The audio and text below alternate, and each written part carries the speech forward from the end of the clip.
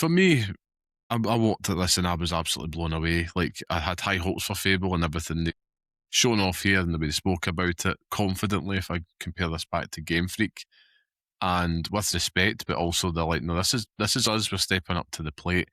And obviously this is the fantasy game Liam has craved. You know that, Scott. You would have thought that when I was watching it, and I was absolutely like swooning at this. And the fact that they're saying and doing all the right things. Should also add, you can still create your own character. I thought at first it was going to be the female protagonist shown off, but you can go in and customize them as much as you want, or as little as you want.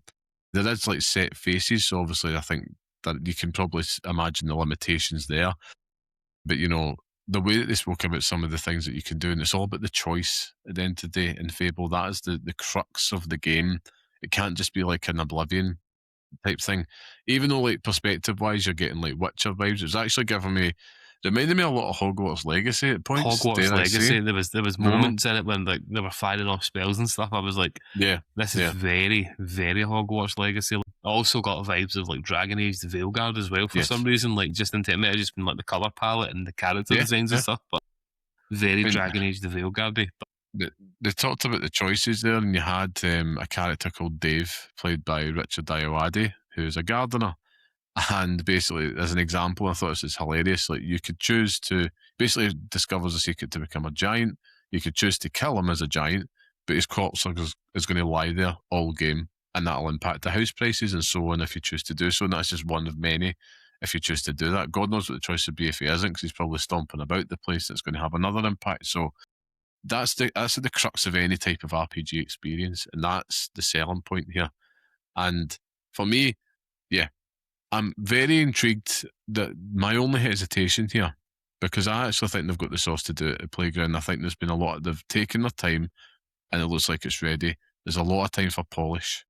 There is a lot of time for polish here because it's autumn, and this could also come out in December.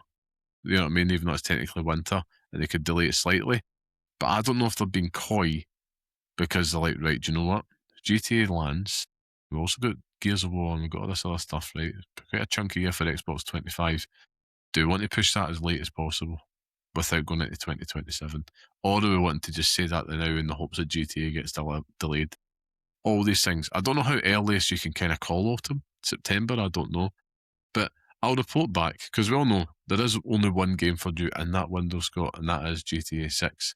And it'll be the same for many people. So it's coming out. I was actually thinking that Fable would come out in the summer.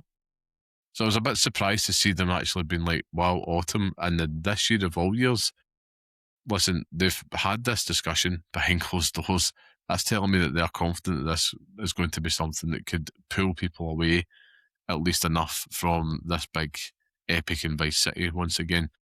But yeah, very, very excited. Very excited. I think that looking at that, it might be my most anticipated game of the year. So it ticks all the boxes for me as that fantasy sickle, Scott, between the two of us. But yeah, I'm intrigued. I think all in all, somebody like I said, it was a good show for me, and I was very, very impressed by it. But I'd be intrigued to get everybody else's thoughts.